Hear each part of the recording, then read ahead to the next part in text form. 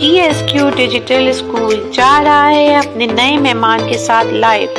हमारे साथ ज्वाइन रहें। अस्सलाम वालेकुम, मैं हूं नादिया शकील और मैं GSQ डिजिटल स्कूल के इंटरव्यू डिपार्टमेंट की हेड हूं, ट्रेनर हूं और मेरा मकसद है कि मैं ज़्यादा से ज़्यादा लोगों को फ्रीलांसिंग के बारे में बता सकूं।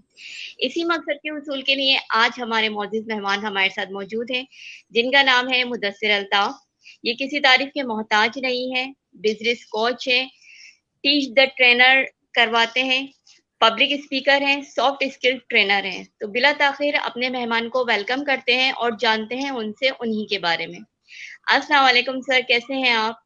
जी, वालेकुम सलाम, अल्हम्दुलिल्लाह। आप बताएँ? अल्हम्दुलिल्लाह। सर बहुत शुक्रिया कि आप हमारे शो में तशरीफ़ लाए और मैं चाहूँगी कि आप अपना थोड़ा-सा इंट्रोडक्शन कराएँ हमारे देखने वाले और सुनने वालों के लिए। जी, मेरा नाम मुदस्सिर है और मैं अपनी जो पैशन साइड है, जो डिजिटल मार्केटिंग की फ़ील्ड है, जिससे लोग मुझे जानते हैं, मैं उसके बारे में बताता हूँ कि मैं वो कर रहा हूँ कुछ अरसे से, तकरीबन 10 साल हो गए हैं। मैं फ्रीलांसिंग करता हूँ, वीडियो प्रोडक्शन या वीडियो एडिटिंग सर्विसेज़ देता हूँ और कुछ अमेज़न के ब्लॉग्स हैं, जो वर्डप्रेस के ब्लॉग्स होते हैं, वो चलाता हूँ। इसके अलावा कंटेंट क्रिएट करता हूँ लोगों के लिए। माशाल्लाह से मैं ये जानना चाहूँगी कि आप डिजिटली दौर से 10 साल से कनेक्टेड हैं। जी। स्टार्ट कहाँ से लिया था? इसके बारे में थोड़ा-सा बताएँ, किस तरीके से आप इस फ़ील्ड में आए? जी, मैंने स्टार्ट ऐसे लिया था कि मुझे जब इंटरनेट का पता लगा तो मैंने सोचा कि देखें कि ये क्या है और जब मैं इसको थोड़ा-सा डिग डाउन किया, देखा तो मुझे अंदाज़ा हुआ कि ये एक ऐसी जगह है जहाँ पर लोग आ रहे हैं, पैसे कमा सकते हैं और फिर मैंने सोचा कि क्यों ना ट्राई की जाए।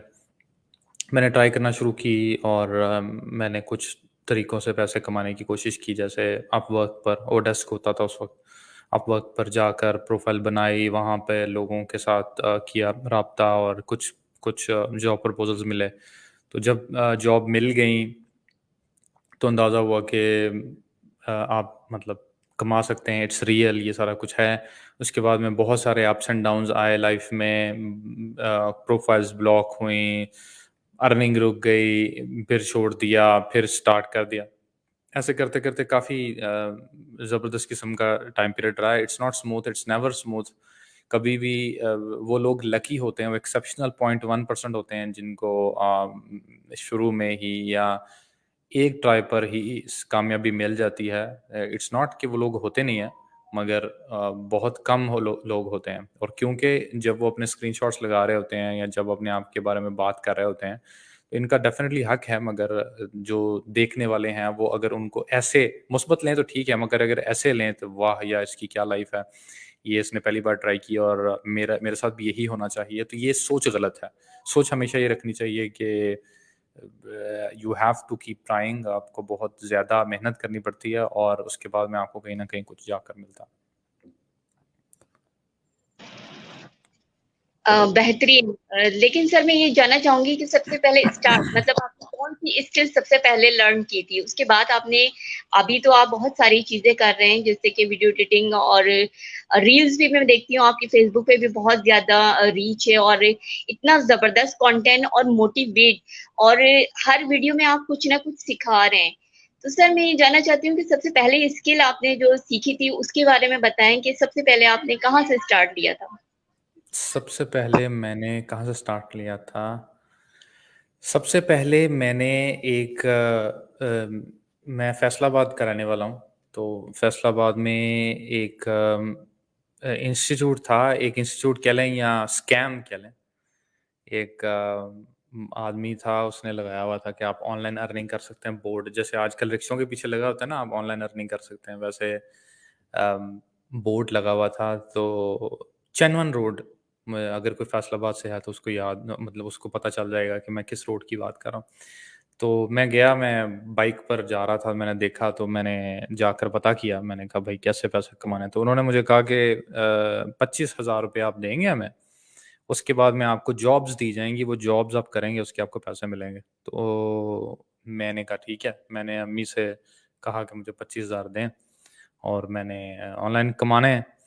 ये मेरा मुझे याद है कि सबसे पहला एक्सपीरियंस था। तो मैंने उनके लिए जॉब की थी जिसमें वो एड पोस्टिंग करवाया करते थे।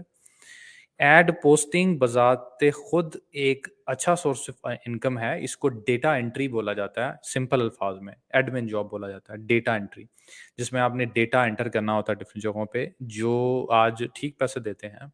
मगर वो स्कैम इस तरह था कि वो लोग काम रिजेक्ट कर देते थे। तो मैंने 6-7 महीने 8 महीने काम किया और नहीं, मेरा ख़्याल 3-4 महीने काम किया और जब मैं सबमिशन किया, उन्होंने मुझे कोई कितने हज़ार डेटा एंट्री के जो वो दिए हुए थे टास्क, तो वो मैंने कंप्लीट किए। रोबोफॉर्म एक क्रोम एक्सटेंशन आया करती थी जिससे आप डेटा एंट्री ईज़िली कर लेते हैं। तो वहाँ से मैंने जब सबमिट किया तो उन्होंने रिजेक्ट कर दिया, मुझे ₹1 नहीं मिला। तो ये मेरा पहला काम था जिसमें मैं कामयाब नहीं हो पाया। उसके बाद में फिर मुझे लगा कि खुद ही सीखना जो सीखना है, लोगों के ऊपर डिपेंडेंट नहीं होना। तो उसके बाद में जो पहला अर्निंग थी वो थी ओडेस्क से। ओडेस्क पे मैं आर्टिकल राइटिंग की जॉब स्टार्ट की थी। उस वक्त आर्टिकल स्पिनिंग का दौर था, तो आर्टिकल स्पिनिंग की जॉब मुझे मिली थी, जिसके ऊपर उन्होंने मुझे हायर किया था मंथली बेसिस के ऊपर कि आपने हमें आर्टिकल स्पिन करके देने हैं। और मैं सॉफ्टवेयर यूज़ करता था, द बेस्ट स्पिनर के नाम से एक सॉफ्टवेयर था, उससे आर्टिकल स्पिन किया करता था। आसान अल्फाज में जिन लोगों को नहीं पता, आर्टिकल स्पिन करने का मतलब ये है कि एक आर्टिकल, उस वक्त एआई नहीं हुआ करता था, तो एक आर्टिकल को लेकर उसके अल्फाज को चेंज किया जाता था। आज तो आपके पास बहुत सारे टूल हैं, ग्रामरली है और हज़ार टूल हैं आपके पास, क्विल्ट बॉट है। उस वक्त आप मैनुअली वर्ड्स को चेंज किया करते थे और फिर उसको स्पिन बोला जाता था। तो वो मेरी पहली जॉब थी।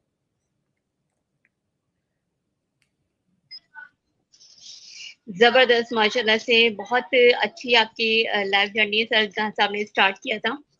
मैं आपसे जानना चाहूंगी कि आप डिजिटल मार्केटर, यूट्यूबर और फेस कवर के बारे में बता रहे थे अपनी वीडियो में। तो मैं चाहूंगी कि आप थोड़ा सा हमें बताएं। मैंने आपका पेज विजिट किया था, उसमें बहुत सारी चीजें आप बताते रहते हैं, जैसे डिजिटल मार्केटिंग के हवाले से, यूट्यूबर के हवाले से, कि किस तरीके से अपनी वीडियो को वायरल किया जा सकता है। उसके बारे में थोड़ी सी टिप्स बताएं हमें सर।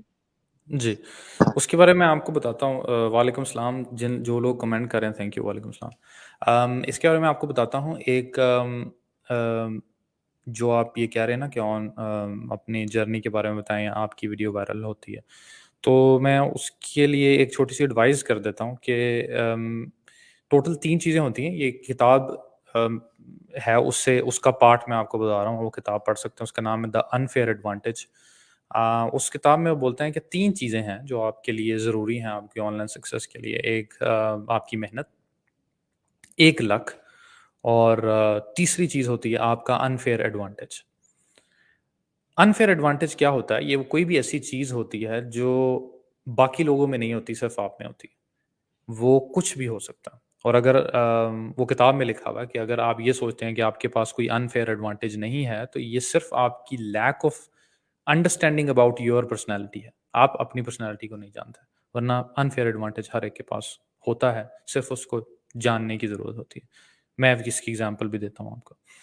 हार्ड वर्क सब करते हैं। लक जो है वो उसकी इन्होंने अपनी अच्छी थ्योरी बताई हुई है कि लक में बहुत सारी चीज़ें आ जाती हैं, to be in the right place at the right time, वो कैसे क्रिएट करना है, वो सारा कुछ अच्छी किताब है। अनफेयर एडवांटेज के बारे में बताता हूँ कि वो ऐसी चीज़ जो आपको लगता है कि आप में स्पेशल है या आप में है मगर आपकी फील्ड के लोगों में नहीं है, या फिर अगर आप कोई फ़ील्ड सेलेक्ट कर लेते हैं, तो आप देखते हैं कि मैं कैसे मुख्तलिफ़ हो सकता हूँ। बेसिकली मकसद उसका समरी ये है कि आप कैसे मुख्तलिफ़ हो सकते हैं। तो मेरा अनफ़ेयर एडवांटेज ये था कि जब मैंने रील्स फ़ेसबुक पे डाली और अगर किसी को ये सवाल है या किसी के ज़हन में ये है कि इनकी रील्स कैसे वायरल हुई या इनकी जो इतनी ड्रास्टिक ग्रोथ पिछले 1 साल में कैसे हुई। जैसे वो किसी ने कमेंट किया हुआ था कि अ वो मैंने वो पोस्ट डाली थी जिसमें मैं किसी किसी जगह पे वो दे रहा हूँ, लेक्चर दे रहा हूँ किसी बड़े से हॉल में, तो लिखा हुआ था कि आजकल ऑलमोस्ट नए-नए लोग जो हैं वो मोटिवेशनल स्पीकर बन जाते हैं। तो मैं मुस्कुरा रहा था कि अक्सर लोगों को जर्नी का नहीं पता होता कि पिछले 10 साल या 12 साल से आप एक फ़ील्ड में हैं। मगर क्योंकि जो जो मेरा वायरल होने का स्पैन है वो पिछला 1 साल है कह लें या 1 साल से कम है, तो अक्सर लोगों को शायद ये लगता है कि भई कैसे एक शख्स इतनी जल्दी आके इतना तेज़ी से ग्रो कर सकता है। तो इसके पीछे बहुत लंबी स्टोरी होती है। तो coming back to unfair advantage, मेरा अनफेयर एडवांटेज ये था क्योंकि मैं बहुत पुराना फ़ेसबुक पे लोगों को फ़ॉलो करता था, बहुत कनेक्शंस बनाया करता था। तो मेरे जो फ्रेंड्स थे फ़ेसबुक फ्रेंड्स, वो काइंड ऑफ डिजिटल मार्केटर्स थे। तो मेरे लिए एडवांटेज कैसे रहा कि क्योंकि मैं इस फ़ील्ड से काफ़ी अरसे से था, खामोश था, फ़ेसबुक पे ज़्यादा पोस्ट नहीं किया करता था। मगर अगर मैं किसी भी शख्स को देखता था कि वो क्वेश्चंस कर रहा है या आंसर्स कर रहा है या लोगों की मदद कर रहा है या डिजिटल मार्केटिंग में है या कोई पोस्ट शेयर कर रहा है जो डिजिटल मार्केटिंग की है, तो मैं उसके साथ दोस्ती कर लेता था, फ्रेंड रिक्वेस्ट भेज देता था। या मैं काफ़ी अरसा एसईओ ग्रुप्स में लोगों की मदद करता रहा, उससे मुझे काफ़ी रिक्वेस्ट आया करती थी जो एसईओ से रिलेटेड थी। तो जो मेरा 2 या 3 हज़ार फ्रेंड्स का सर्कल था, उसमें आप कह लें कि 1 हज़ार तो डेड फ्रेंड्स थे जो पुराने होते हैं, जो देखते ही नहीं हैं। जो 2,000 या 2,500 नए लोग थे, वो सारे वो थे जो एक्टिव डिजिटल मार्केटर्स थे। उससे हुआ ये कि जब मैंने रील्स डालना शुरू की, तो फ़ेसबुक एक एल्गोरिदम है, इंसान तो है नहीं। तो वो देखता है कि पहले 100 लोगों को दिखाकर देखता है, जो जो मैंने सुना है कि इसका एल्गोरिदम होता है। 100 लोगों का रिस्पॉन्स देखने के बाद वो 1,000 करता है, 1,000 के बाद 10,000 करता है और फिर 1,00,000 करता है, डिपेंडिंग ऑन कैसा आपको रिस्पॉन्स मिल रहा है। तो अगर पहला टेस्ट 100 में 100 लोगों ने आपकी वीडियो इग्नोर कर दी या नहीं देखी, तो अगले 1,000 को शो नहीं करता वो, और ऐसे सो ऑन। तो क्योंकि मेरा एक नेटवर्क अच्छा था और ये मेरी प्रोफ़ाइल है जिस पे मैं रील्स डालता हूँ। तो प्रोफ़ाइल में दोस्त ऐड थे ऑलरेडी। तो आप क्यूरियोसिटी कह लें, आप कह लें कि कुछ अच्छे फ़ॉलोअर्स थे उस वक़्त, जो हार्डकोर फ़ॉलोअर्स थे या दोस्त थे जो ऑलरेडी डिजिटल मार्केटिंग से वाबस्ता थे। तो मुझे लगता है कि एल्गोरिदम ने हेल्प की, या उन लोगों ने हेल्प की एल्गोरिदम को बूस्ट करने में। फ़ेसबुक को लगा कि जब ये शख्स वीडियो डालता है तो इसकी वीडियो जिसको दिखाई जाती है या इसके दोस्तों के सर्कल में दिखाई जाती है, तो वो बड़े शौक से इसकी वीडियो देखते हैं, और वहाँ से मुझे लगता है कि ये स्टार्ट हुआ। तो ये मेरा अनफेयर एडवांटेज था कि मुझे डाउन द लाइन वो इतने साल जो मैं चुप करके डिजिटल मार्केटिंग को फॉलो करता रहा, उससे मुझे लगता है कि एक मेरी अच्छी बेस क्रिएट हो गई थी। ऐसे ही मुझे लगता है कि हर शख्स के पास कोई ना कोई एडवांटेज हो सकता है, वो कोई भी चीज़ हो सकती है। जैसे मैं आपको एग्ज़ाम्पल दे देता हूँ। जैसे फ़ॉर एग्ज़ाम्पल मेरी एक जॉब थी, जो मेरी मेरी इससे पिछली जॉब है, उसमें मैं मोबाइल डिवाइसेज़ की सेल्स किया करता था। तो फ़ॉर एग्ज़ाम्पल अगर मैं मोबाइल डिवाइसेज़ की सेल करता हूँ और मैं मोबाइल डिवाइसेज़ के रिव्यूज़ बनाना शुरू कर देता हूँ, तो मेरे पास ये अनफ़ेयर एडवांटेज है कि हर मोबाइल आता है मेरे पास, हम ओपन करते हैं, तो अगर मैं उसकी वीडियो बना लेता हूँ, तो ये मेरा अनफ़ेयर एडवांटेज है क्योंकि आम पब्लिक के पास ये नहीं है। तो इट कुड बी एनीथिंग, आपके बोलने का अंदाज़, आपकी पर्सनैलिटी, आपके पास वक़्त का होना, आपके पास अच्छा स्टूडियो का होना, कोई भी ऐसी चीज़ जो आपको लगता है कि आपकी जो फ़ील्ड है उसमें आपको मुख्तलिफ बना सकती है, वो आपका अनफ़ेयर एडवांटेज है। तो आजकल की दुनिया में थोड़ा-सा मुख्तलिफ होकर चलने से ही आप आपको नोटिस किया जाता है। तो मेरी ये एडवाइस होगी रील्स या कंटेंट जो लोग क्रिएट करते हैं उनके लिए, कि आपने ये देखना है कि आपने ऑब्ज़र्व करना है कि जो आपसे पैरेलल या आपकी ही फ़ील्ड में लोग काम कर रहे हैं, आप उनसे मुख्तलिफ कैसे हो सकते हैं? ये मेरी एडवाइस होगी। बेहतरीन एडवाइस, बेहतरीन मशवरा भाई, कि इस तरीके से आप अपने आप को डिफरेंट दिखा सकते हैं। मैंने आपकी खुद इतनी सारी रील्स मैं देखती हूँ, इतनी ज़्यादा इंफॉर्मेटिव होती है। आपको छोटी-छोटी चीज़ें जो हैं वो बता रहे होते हैं, क्लियर कर रहे होते हैं कि ये इस तरीके से करेंगे तो आपको ये चीज़ मिलेगी और इस तरीके से करेंगे तो आप बेसिकली अर्निंग के तरीके बता रहे होते हैं कि ऑनलाइन अर्निंग किस-किस तरीके से और किस तरीके से बेनिफिट, और कौन-सा सही तरीका है और कौन-सा गलत है। सर, मैं ये जानना चाहूँगी आपसे कि आप जो है पब्लिक स्पीकर भी हैं। आपकी बात करने का स्टाइल बहुत ज़बरदस्त है। मैं आपसे जानना चाहूँगी, ये स्किल आपने खुद डेवलप की है या सीखी है, या कितना अरसा लगा आपको ये सारा सीखने के लिए? जी।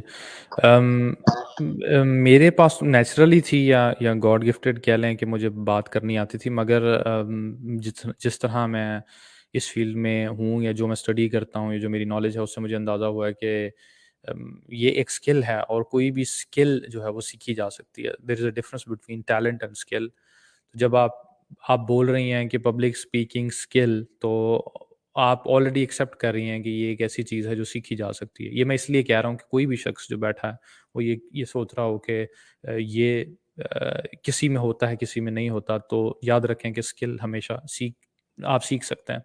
तो पब्लिक स्पीकिंग भी एक वन ऑफ द स्किल्स है जो आप सीख सकते हैं। मेरा हमेशा से मानना ये रहा है कि जो चीज़ आप अ, खुद ज़हनी तौर पे एक्सेप्ट कर लें कि आप नहीं कर सकते, सिर्फ़ वही चीज़ दुनिया में आप नहीं कर सकते। सिर्फ़ अपने ज़हन को मनाने की बात होती है।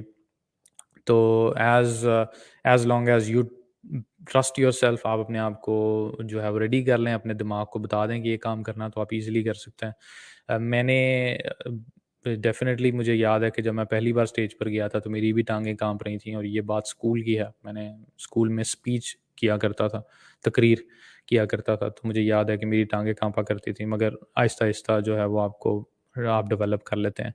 तो जिस चीज़ ने मुझे मदद की वो यही है, सेल्फ बिलीव। सेल्फ बिलीव अगर आपका स्ट्रॉन्ग है तो आप दुनिया की कोई भी चीज़ कर सकते हैं।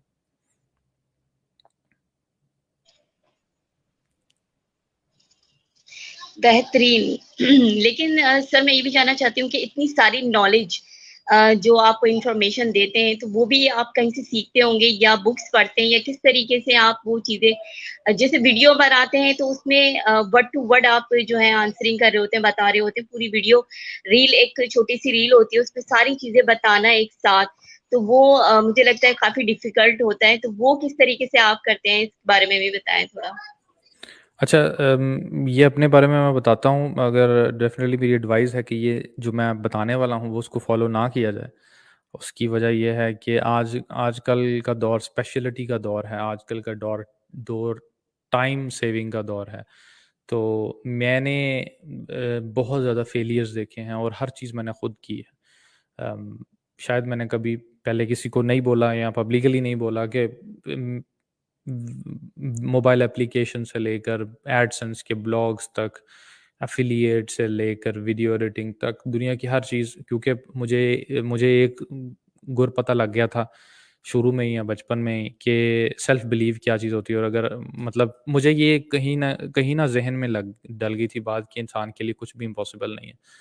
तो मैं कोई भी चीज़ में जाता था तो मैं खुद अपना टाइम स्पेंड करता था, डेफ़िनिटली मैंने बहुत ज़्यादा टाइम स्पेंड किया। उससे ये हुआ कि मेरा नॉलेज इस लिहाज से बड़ा वास्ट हो गया अ, कि अगर आप मुझे अभी बैठकर ये बोलो कि एडसेंस या सीपीए या वीडियो एडिटिंग या ऑडियो एडिटिंग या फ़ोटोशॉप, या मुझे हर चीज़ आती होगी। मगर याद रखें कि जो बंदा जैक ऑफ़ ऑल ट्रेड्स होता है, वो किसी भी चीज़ में प्रॉपर मास्टर नहीं होता।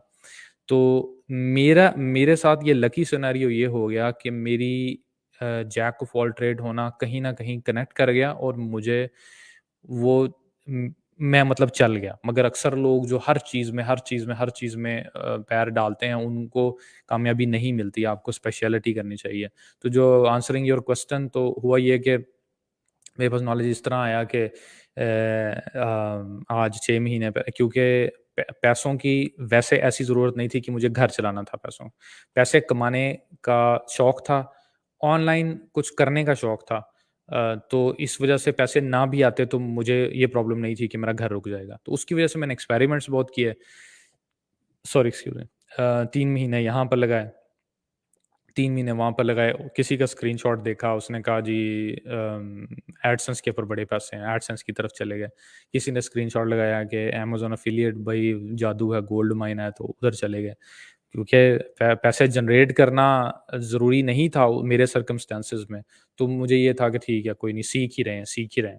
जो भी मेरे ज़हन में ये था कि जो भी आपने वक़्त सीखने में, एक्सपेरिमेंट करने में लगाया होता है, वो आपके काम आ जाता है। तो वो जो पिछले 10 साल में मैंने ऑलमोस्ट 90% फेलियर्स किए। वहाँ से मैंने ये सीख लिया कि अच्छा ये काम करता है, ये नहीं करता, ये टूल इस चीज़ के लिए है, ये काम ऐसे होता है, ये काम वैसे होता है। और वो जो मेरा बिलीव था कि हर चीज़ जो आप सीखते हैं वो कभी न कभी आपकी ज़िंदगी में काम आती है, वो फिर मेरे ऐसे काम आ गई कि आज मैंने 550 रील बनाई है, मैंने ऑलमोस्ट डिजिटल मार्केटिंग का हर कोना या हर एस्पेक्ट डिस्कस किया है, क्योंकि मुझे पर्सनली खुद पता है। आप अपनी वीडियो का साउंड कैसे अच्छा कर सकते हैं से लेकर ये जो अभी आप मेरा स्क्रीन पर कैमरा देख रहे हैं, ये एक लैपटॉप का कैमरा नहीं है, ये अच्छा रिजल्ट है। इसको कैसे सेटअप किया जाता है, किस जुगाड़ से कौन सा काम हो जाता है, ये सारी चीज़ें आप आहिस्ता आहिस्ता आहिस्ता सीखना शुरू कर देते हैं। उससे आप मैंने कभी भी ना, ख़ास तौर पे अगर मैं आपको पिछले 3 साल में, ख़ास तौर पे जब मैं वीडियो एडिटिंग सर्विसेज़ दी, तो मैं आपको बताऊँ कि मैंने कभी भी सीखने की स्टेज में अपने टाइम को फ़ोकियत नहीं दी थी। टाइम से मुराद ये है कि अगर मुझे एक काम करते हुए असूलन 20 मिनट लगने चाहिए, एक क्लाइंट का काम है 20 मिनट में होना, और मैंने उसको बोला कि तुम्हें $10 चार्ज करूँगा मैं। और वो काम मैं क्या करता हूँ, मैं उस काम को जब कर रहा होता हूँ, मुझे पता है इसके पैसे मिल रहे हैं, $10-20 मिल रहे हैं, तो मैं देखता हूँ कि भई इस काम को मैं मोर एफिशिएंट वे से कैसे कर सकता हूँ। तो इस डिस्कवरी के अंदर मैं 2 घंटे लगा देता हूँ। अब उस 2 घंटे जो 20 मिनट का काम है, उसको 2 घंटे में करने का फ़ायदा ये होता है कि जब अगली बार वो काम मुझे करना पड़ता है, तो वो मैं 20 से 10 मिनट में कर लेता हूँ या 5 मिनट में कर लेता हूँ। तो मैंने काफ़ी टाइम ज़ाया किया, मगर उसका at the end of the day फ़ायदा ये हुआ कि वो आज मेरी रील्स में काम आ गया। ये इसलिए मैंने बोला था कि ये आप ट्राई ना करें, क्योंकि हर कोई शायद इतना लकी नहीं होता, या हर हर कोई कंटेंट क्रिएटर नहीं बनता, या हर किसी का ऐसे चीज़ें सेट नहीं बैठ जाती हैं। दुनिया में डिफरेंट तरह के लोग होते हैं, उनकी डिफरेंट सिचुएशंस होती हैं। तो इसलिए मेरा एडवाइस ये है कि कोई भी काम पकड़ें। अब अगर आप बिगिनर हैं, अगर आप बच्चे हैं, अगर आप स्टूडेंट हैं, अगर आप वो शख्स हैं जिनकी आज कमाई की वजह से आज रोटी पकने वाला सिस्टम नहीं है, तो टाइम को फ़ोकियत ना दें। स्पेंड करें टाइम चीज़ें सीखने में। यही इन्वेस्टमेंट है जो आपके काम आएगी। और जब आप एक चीज़ में स्पेशलाइज़ कर जाएँगे, किसी भी चीज़ में। अब इमेजिन करें कि हम लोग अक्सर बोलते हैं कि मैं डिजिटल मार्केटिंग एक्सपर्ट हूँ, मैं एसईओ एक्सपर्ट हूँ। आप चैट जीपीटी पर जाओ और आप सिर्फ़ लिखो कि how many branches are there for digital marketing, आपको सैकड़ों ब्रांचेज़ मिल जाएँगे। फिर आप उसमें से एक पकड़ो, जैसे एसईओ पकड़ लो। आप इसको चैट जीपीटी को पूछो कि एसईओ की कितनी ब्रांचेज़ हैं, वो आपको फिर 20 ब्रांचेज़ बता देगा। आप फिर उसको पकड़ो, जो अगली ब्रांच होगी, उससे पूछो कि उसके आगे क्या ब्रांचेज़ हैं, वो आपको फिर 20 ब्रांचेज़ बता देगा। और हम लोग अपने आप को एसईओ एक्सपर्ट बोल रहे होते हैं, डिजिटल मार्केटिंग गुरु बोल रहे होते हैं। तो हमें तो मतलब उनकी ब्रांचेज़ की चीज़ों का भी पता नहीं होगा। तो जैसे मैं एक कलीग ही हैं, या जो डिजिटल मार्केटिंग से वाबस्ता लोग हैं, उनमें से एक की पढ़ रहा था कि उन्होंने कहा कि वो कीवर्ड रिसर्च करते हैं, और उसी के अंदर वो स्पेशलाइज़्ड हैं, और उसी से वो इतनी अच्छी अर्निंग कर रहे हैं कि वो अपना घर भी चला रहे हैं और अपना सर्कल भी चला रहे हैं, और वो बोल रहे थे कि मुझे इसके अलावा कुछ करने की ज़रूरत नहीं होती। अब एक आम बंदा, या मेरे जैसा जो जिसको इतना ज़्यादा नॉलेज नहीं है, वो ये बोलेगा कि यार सिर्फ़ कीवर्ड रिसर्च करके कोई अपने घर का सर्कल कैसे चला सकता है? तो ये बात मैं करना चाह रहा हूँ। स्पेशलाइज़ करें, एक पर्टिकुलर टारगेट लें, एक डिसिप्लिन लें, और उसके अंदर आगे से आगे जाने की कोशिश करें। गूगल एड्स फॉर एग्ज़ाम्पल, आज अगर 20 लोग ये वीडियो देख रहे हैं और वो मुझसे पूछ रहे हैं कि भई मुझे एक चीज़ बता दो आप कि किस चीज़ के ऊपर फ़ोकस करना चाहिए, तो मैं आपको बताता हूँ, या गूगल एड्स या फ़ेसबुक एड्स के ऊपर फ़ोकस करें, और अपने आप को इतना एक्सपर्ट कर लें कि एड ऑप्टिमाइज़ेशन करने के काबिल हो जाएँ आप, या एड की प्रॉपर टारगेटिंग करने के काबिल हो जाएँ आप शुरू में किसी के साथ फ्री काम करना चाहें, किसी के साथ इंटर्नशिप करना चाहें, करते अपने आप को एक टारगेट दे दें कि मैंने ऐसा बनना है कि मेरे से कोई फ़ोन करके भी पूछे ना कि भई ये कैसे करना, तो मुझे याद हो कि भाई अपर राइट कॉर्नर पे ये बटन है, इसका नाम ये है, इसको दबाओगे तो ये ऑप्शंस आ जाएँगे। जब आप इतने एक्सपर्ट बन जाएँगे, तो आप देखेंगे कि आपको काम ढूँढने की ज़रूरत नहीं रहेगी। आज भी अगर मैंने अपने ब्लॉग के लिए राइटर ढूँढना होता है, तो आज भी मुझे मुश्किल होती है। हालाँकि अगर वैसे आप जनरली आवाज़ लगाओ कि मुझे राइटर की ज़रूरत है, तो आपको कम से कम 10,000 लोग कॉन्टैक्ट करेंगे। मगर जो असल कोर राइटर्स हैं, जो वाक़ई लिखना जानते हैं, वो फिर उसमें से वही गिने-चुने ही होंगे। तो इसलिए अपने आप को स्पेशलाइज़ करना, मेरा ख़्याल है ये मेरी बेस्ट एडवाइस होगी।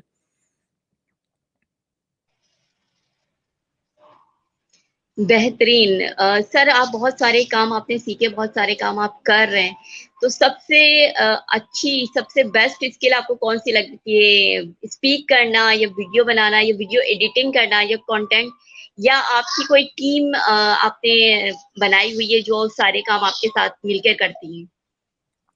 मुझे सबसे अच्छी चीज़ लगती है बात करना, और किस बारे में मर्ज़ी बात हो। तो मेरा ख़्याल है कि ये, क्योंकि मेरी जॉब भी है, मैं बाय जॉब, बाय प्रोफ़ेशन मैं ट्रेनर हूँ। तो लोगों को इन्फ्लुएंस करना, लोगों के नज़रिए चेंज करना, लोगों में वो स्पार्क पैदा करना या उम्मीद पैदा करना कि यार इट्स पॉसिबल। जो मैं अपनी सेल्स में करता हूँ, वो एक डिफरेंट मैजिक है, जिसमें आप लोगों को सिखाते हैं कि सेल्स कैसे करते हैं। जो मैं अपनी रील्स में करता हूँ, वो भी, उससे भी मतलब कई लोग फ़ायदा उठाते हैं, कई लोगों ने मैसेज किया कि उनको फ़ायदा हुआ। तो ये है। और बाकी अगर स्पीकिंग के अलावा बात की जाए, तो मुझे क्या पसंद है सबसे ज़्यादा? अम, मैं कहूँगा कि सबसे ज़्यादा पैसिव इनकम रही है मेरी अमेज़न एफ़िलिएट ब्लॉग्स में। अब बहुत कम हो गई है, ख़ास तौर पे गूगल की जो लास्ट कुछ अपडेट्स आई हैं, उनकी वज़ह से काफ़ी इफ़ेक्ट हुआ है। मगर जो सबसे ज़्यादा लॉन्ग टर्म आप कह लें कि जिसने मज़ा कराया विदाउट मेहनत, वो अमेज़न एफ़िलिएट ब्लॉग्स। बेहतरीन। सर मैं आपसे ये भी जानना चाहूँगी कि बहुत सारे लोग हमारे बहन-भाई ऐसे हैं जो बोलते हैं कि ये फ्रॉड है, ऑनलाइन अर्निंग नहीं होती है। लेकिन आप जैसे काबिल लोग जो एक लॉन्ग टाइम से सीखते आ रहे हो, काम कर रहे हो और वायरल भी होती हैं आपकी वीडियोज़ बहुत ज़बरदस्त भी होती हैं, लोग फ़ायदा भी उठा रहे होते हैं। इसके हुँ। बावजूद लोग कह रहे होते हैं कि ये झूठ है और ये गलत आप राह दिखा रहे हैं, ऐसा कुछ नहीं होता। उन लोगों के लिए आप क्या कहेंगे? हम देखें, मेरा जवाब ये होगा कि इट्स नॉट फॉर एवरीवन। ये भी ऐसा ही है जैसे आपका नॉर्मल बिजनेस है, तो अर्निंग लोग कर रहे हैं, ये तो बात फैक्ट है, आप मानो या ना मानो। और आज से 10 साल बाद आप देखोगे, तो 10 साल में जितने लोग अभी ऑनलाइन, अभी मुझे खुशी इस बात की है, सॉरी, मुझे खुशी इस बात की है कि जब मैंने स्टार्ट किया था ना, तो किसी को बताना बड़ा मुश्किल था, भाई क्या करते हो ऑनलाइन। जैसे जब मैं वो डेटा एंट्री किया करता था, मुझे याद है, तो मैं बिस्तर पे बैठकर लैपटॉप अपने लैप पर रखकर डेटा एंट्री कर रहा हूँ सुबह से शाम। देखी हुई है, मतलब मेरी अम्मी ने मेरी मेहनत देखी हुई है कि जैसे मैंने मेहनत की है, मुझे कुछ नहीं मिला उससे। और अगर उसके बाद में 4 महीने काम करने के बाद 4 महीने लगातार ऐसा था कि मैं शादी पर घरवालों को जब बुलाया होता था ना, तो मैं शादी पर जाया नहीं करता था। मुझे लगता था कि it's a waste of time कि आप 3 घंटे शादी में गुज़ारो। मुझे लगता था उतनी देर में मैं इतनी डेटा एंट्री कर लूँगा और उसके इतने पैसे बन जाएँगे। तो इतनी मेहनत की हुई है, उसके बाद में जब पैसे ना मिलें तो आप बड़े डिसहार्ट होते हैं। तो मुझे डेफ़िनेटली मैं भी यही सोचता या मैं भी यही कहता या मैंने शायद कहा भी हो कई बार अपनी ज़िंदगी में कि ये झूठ है। तो जिस चीज़ ने मुझे जोड़े रखा वो थी कम्युनिटी। मैं तो कम्युनिटी का एक्टिव हिस्सा नहीं था, या मैं कोई इन्फ्लुएंसर नहीं था, या मैं कोई अच्छा मेंटर या कोई मतलब बहुत हाइलाइटेड पर्सनैलिटी नहीं था, मगर मैं फ़ॉलो करता था। तो उससे होता मतलब फिर मैं यही कह सकता हूँ कि जो मेरे लिए काम किया वो ये था कि मैं ग्रुप्स को फ़ॉलो करता था, जो एसईओ ग्रुप्स थे। तो उससे ये था कि जब मेरी आँख बुझ रही होती थी ना, भई ये काम सही नहीं है या ये पैसे नहीं मिलते हैं, तो कुछ अरसा फ़ॉलो करके कुछ स्क्रीनशॉट्स देखकर मैं मुझे जो है वो वापस जोश चढ़ जाता था, वापस आग लग जाती थी। तो मुझे कम्युनिटी से जुड़े रहने ने, लोगों के स्क्रीनशॉट्स देखने में और लोगों को सिर्फ़ देख-देख के सीखा मैंने। मोस्ट प्रोबब्ली आप कह लें कि अपने 2008 से 2018 तक 10 साल जो थे वो सिर्फ़ एक्सपेरिमेंट किए, फिर बाद में अंदाज़ा हुआ कि यूट्यूब सिखा सकती है, डिफरेंट मेंटर सिखा सकते हैं। कई कोर्सेज़ के अंदर मैंने एनरोल किया और मुझे कोई वो नहीं था। एक लेवल पे मैं एक आप समझ लें कि मैं इन्फ्लुएंसर लेवल पर भी था, मगर फिर भी मैंने कोर्सेज़ को जॉइन किया और मुझे अभी भी कोई मौका मिलता है तो मैं किसी के भी कोर्स में घुस जाता हूँ, उनको बोलता हूँ मुझे भी शामिल कर लें, क्योंकि लर्निंग आपकी शुरू से रहती है। तो मैं ये कहूँगा कि जो कम्युनिटी है उससे जुड़े रहें, लोगों के स्क्रीनशॉट देखते रहें, अपने दिल में पॉजिटिव आग जला कर रखें, इससे आपको काफ़ी फ़ायदा रहेगा।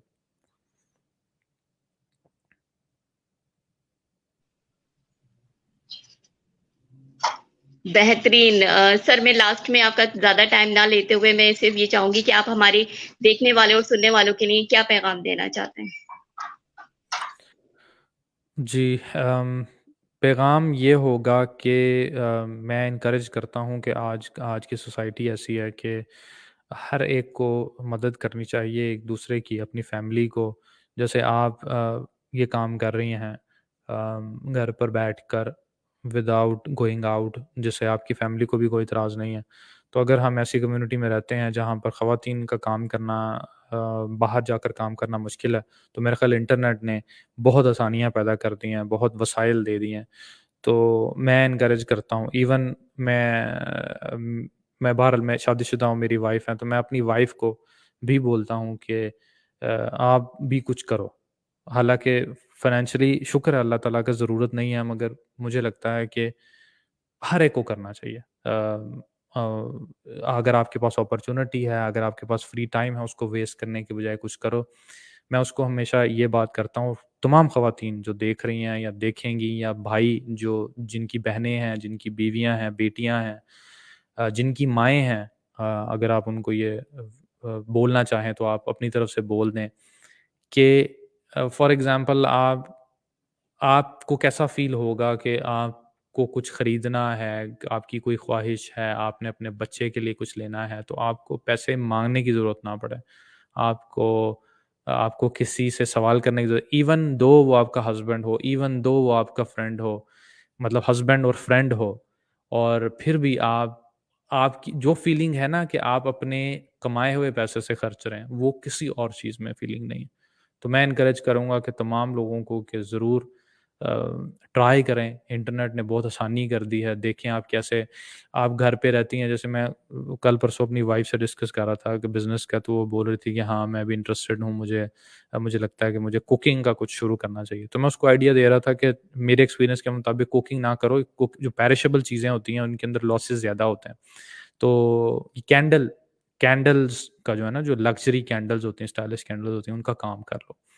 तो मैं आपको एग्ज़ाम्पल ये नहीं कह रहा कि सारे कैंडल का काम शुरू कर दो। मैं कह रहा हूँ कि कोई भी छोटी-सी इन्वेस्टमेंट जो आपने आपने अपने तकिए के नीचे 5-10 हज़ार रुपए बचा कर रखे हुए हैं, उससे कोई काम देख लें, कोई प्रोडक्ट देख लें, कोई कोई कोर्स कर लें, कोई अपने पे इन्वेस्ट कर लें, अपने पे पैसे इन्वेस्ट नहीं कर सकती तो टाइम इन्वेस्ट कर लें, जो आप टिकटॉक पे या वैसे ही ज़ाया करते हैं।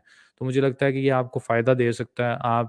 आपको वो अर्निंग में फ़ायदा ना भी दे तो यकीन करें, वो मैं आखिरी बात ये वो स्टीव जॉब्स से करूँगा, मैं हमेशा ये बात करता हूँ, बड़ी फ़ायदेमंद चीज़ है कि स्टीव जॉब्स एप्पल का फाउंडर है, और एप्पल कंपनी दुनिया की सबसे बड़ी कंपनी है।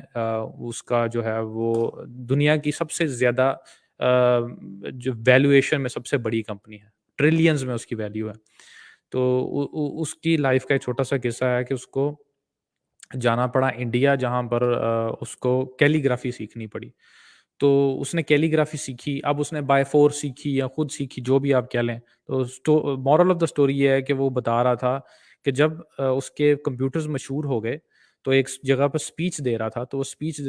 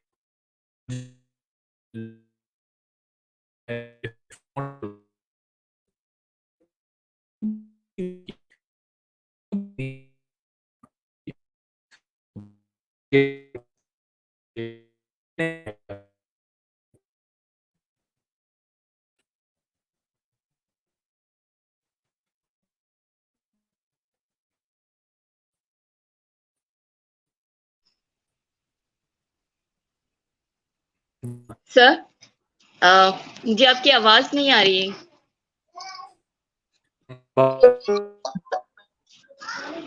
सॉरी सर आवाज़ नहीं आ रही है।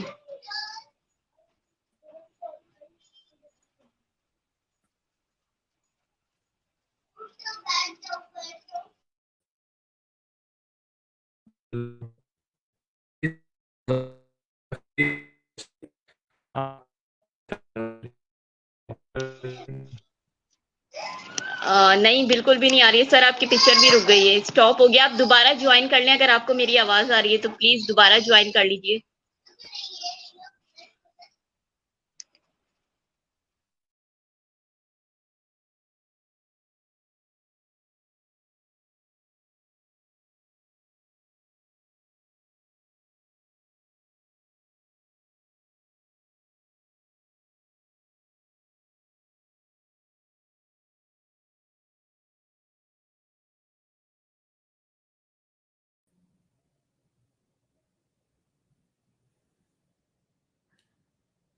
हेलो, अब आ रही है आवाज़?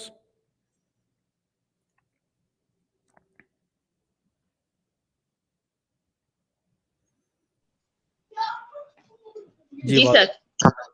जी, अब आ रही है।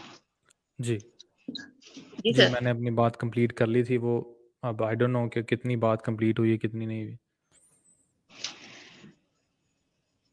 वो आप एप्पल के जो फाउंडर है उनकी स्टोरी बता रहे थे, मोरल बता रहे थे कि वो वहाँ से सीख कर आए, उसके बाद से आवाज़ ब्लिंक हो गई थी। जी, उसके बाद में ये हुआ कि उन्होंने अपना पहला मैकबुक जब लॉन्च किया, जब मैक कंप्यूटर लॉन्च किया, तो उस वक़्त फ़ॉन्ट्स नहीं हुआ करते थे।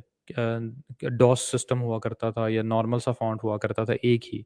तो उन्होंने क्योंकि उनको कैलीग्राफ़ी सीखी तो उनको आइडिया था कि ये राइटिंग स्टाइल डिफरेंट होते हैं, तो उन्होंने वो फ़ॉन्ट्स मुतारिफ़ कराए कैलीग्राफ़ी की सूरत में अपने कंप्यूटर में और वो उनका सबसे पॉपुलर फ़ीचर बन गए। लोगों ने सबसे ज़्यादा पसंद किया कि इनके कंप्यूटर में डिफरेंट फ़ॉन्ट्स थे। तो वो स्पीच में ये बोल रहे थे कि कोई भी चीज़ आपने कभी भी कहीं भी सीखी हो, वो कहीं न कहीं ज़िंदगी में काम आ जाती है। तो मेरा पैगाम यही है कि सीखने का अमल जारी रखें, लोगों से सीखें, वीडियो से सीखें, कोर्सेज़ से सीखें। जहाँ से आपको सीखने का अमल मिलता है, चाहे खुद प्रैक्टिकल करके सीखें। सीखना मत छोड़ें, ये आपको बहुत फ़ायदा देगा।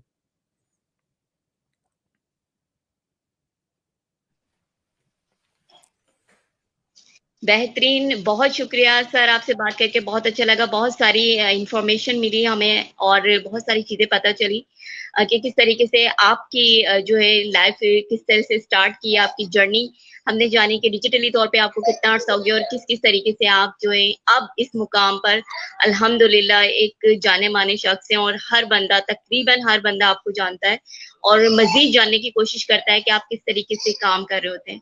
बहुत शुक्रिया आपका हमारे शो में तशरीफ़ लाने का और इतनी सारी हमारे साथ जो है इन्फॉर्मेशन शेयर करने के लिए। बहुत शुक्रिया जी, sir. Most welcome, most welcome. नाज़रीन, ये थे हमारे साथ सर मुदस्सिर। उम्मीद है आज की जो हमारा एपिसोड है वो बहुत इफ़ेक्टिव होगा, बहुत ज़्यादा मोटिवेशनल। उम्मीद है बहुत अच्छा लगा होगा आपको और इसी के साथ मैं इजाज़त चाहती हूँ। दोबारा हाज़िर होंगी नए मेहमान के साथ। अपना बहुत ख़्याल रखें। अल्लाह हाफ़िज़। पाकिस्तान अल्लाह हाफ़िज़। ज़िंदाबाद। थैंक यू अल्लाह नाज़रीन, हाफ़िज़ टेक सर। केयर।